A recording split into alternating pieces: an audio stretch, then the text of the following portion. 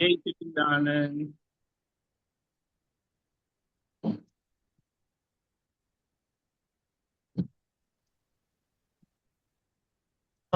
દોષ જોવાથી વધે છે વેર યજંપે, ઘટે છે સ્નેહને સંબંધ મળે છે ક્લેશ હૃદય કંપે.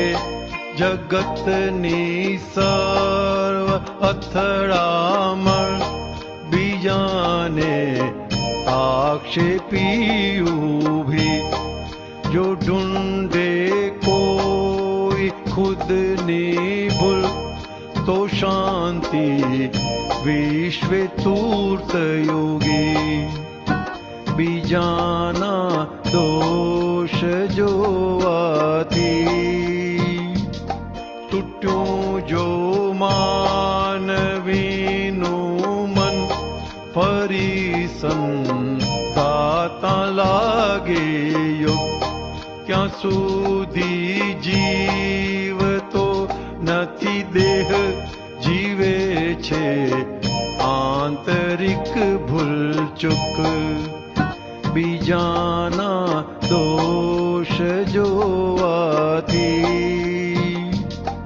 જગત દોષિત છે જ નહીં, ઉદય કર મોનો સઘળો નાશ.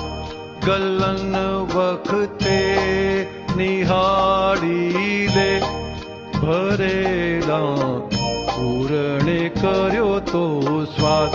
બીજાના દોષ જોવાથી વધે છે વેર યજંપે, ઘટે છે સ્નેહને સંબંધ મળે છે ક્લેશ હૃદય કંપે. બીજાના દોષ જોવાથી. જય સચ્ચિદાનંદ. દાદાએ આપણને છેલ્લી દશામાં બેસાડ્યા છે. હું વિજ્ઞાન સ્વરૂપ છું. એટલે એ વિજ્ઞાન સ્વરૂપની ભૂમિકામાં બેસીને અંતરાત્મા દશા અને આ બહારનો ઉકલતો કર્મનો જથ્થો મન વચન કાયા રૂપી બહારનો કર્મનો એ ઉદય કર્મનો ભાગ, એટલે વિજ્ઞાન સ્વરૂપની જાગૃતિમાં બેસીને અંતરાત્મા દશાને આજ્ઞાધીન બનાવવાની છે. એટલે આપણે અંતરાત્મા દશા એ આપણી એક્ટિવ ભૂમિકા છે અને દાદાની વિજ્ઞાન સ્વરૂપની એક્ટિવ ભૂમિકા હતી. શા માટે? કારણ કે અંતરાત્મા દશામાં જીવીને એમણે બહારનો ભાગ એટલે એમ પટેલનો ભાગ નોર્મલ સહજ કરી દીધો. એટલે આજે એમ પટેલમાં કોઈ પણ સ્થૂળ કે સૂક્ષ્મ દોષ રહ્યો નથી. સૂક્ષ્મતર ને સૂક્ષ્મતમ દોષ રહેલો છે. જેના માટે દાદાએ કીધું કે એનો કોઈ ઉકેલ આ કાળમાં આવી શકે એમ નથી, કારણ કે મન વાણી કાયાની એકતા નથી, એટલે કામ પૂરું થતું નથી. દાદાએ કીધું મારું કામ પૂરું નથી થયું તો તમારું થવાનું નથી. પણ એનો મતલબ આપણે હરીને બેસવાની વાત નથી, પણ સ્થૂળ અને સૂક્ષ્મ તો આપણે પણ ઓળંગી શકીએ એમ છે. એટલે વિજ્ઞાન સ્વરૂપની જાગૃતિમાં રહીને અંતરાત્મા દશા કેળવવાની છે. જેમાં મુખ્યત્વે પેલી બે આજ્ઞા એ અંતરાત્મા દશાની ભૂમિકાનો પુરુષાર્થ છે. એટલે વિજ્ઞાન સ્વરૂપમાં રહીને એ અંતરાત્મા દશા એ શું કરવાનું છે પુરુષાર્થથી તો કે શુદ્ધાત્મા દ્રષ્ટિએ શુદ્ધાત્મા જોઈ લેવા, શુદ્ધાત્મા દ્રષ્ટિએ શુદ્ધાત્મા જોઈ લેવા. શુદ્ધાત્મા જોયા એટલે આપણી જવાબદારી રહી નહીં, પણ એ 50% આપણે યુદ્ધ જીત્યા. એ બાકીના 50%નું યુદ્ધ જે છે તે ઉદય કર્મમાં એટલે કે સંજોગોમાં, અને દરેક સંજોગોમાં આપણને સામા, કારણ કે સંજોગ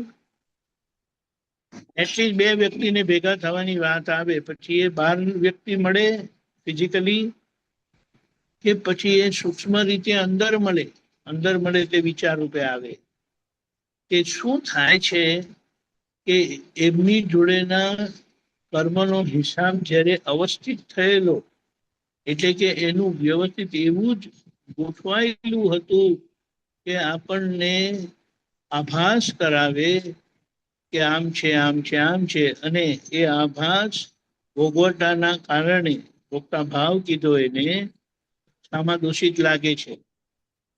હવે અહીંયા આ બીજો 50% નો જે વ્યવહાર દ્રષ્ટિથી હું નામધારી છું એનો પુરુષાર્થમાં આપણને મૂક્યા છે કે જેમાં બીજાના દોષ કેવી રીતે નહીં જોવા અને કેવી રીતે એમને નિર્દોષ નિહાળવું, એમને કેવી રીતે નિર્દોષ નિહાળવું. એટલે હવે નિર્દોષ નિહાળવાની આખી જે પ્રક્રિયા છે તે આપણા પુરુષાર્થની છે, એ આપણો ભાગ બાકી છે. એટલે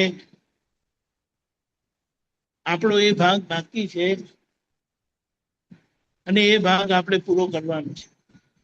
એ ભાગ આપણે પૂરો કરવાનો છે. કેવી રીતે કરવાનો? તો કે હવે જે આખું વ્યવહાર વિજ્ઞાન દાદાએ ખુલ્લું કર્યું છે, એટલે કે એ ભેગો કોણે કર્યો, એ સંજોગ કોણે ભેગા કર્યા, અને દાદાએ કીધું કે હવે આખું જગત નિર્દોષ જોયું. કેમ? તો કે છે જ નિર્દોષ, કારણ કે આજે બધા ભમરડા છે.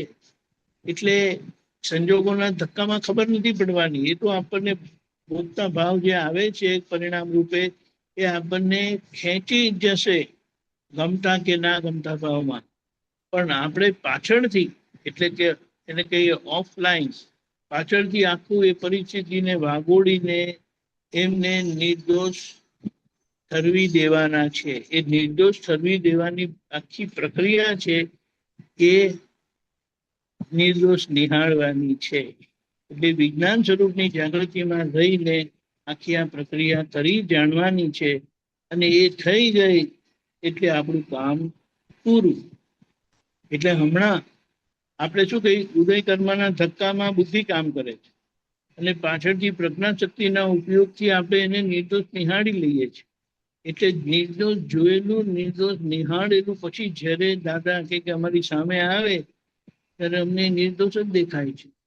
એટલે જે દાદાએ કીધું કે વિતરાગોએ એમની દ્રષ્ટિ નિર્દોષ કરીને જગતને નિર્દોષ જોયું, એ આખી પ્રક્રિયા આપણી બાકી છે અને એને આ રીતે કરીને જીવી જવાનું છે વિજ્ઞાન સ્વરૂપની જાગૃતિમાં રહીને. જય સચ્ચિદાનંદ.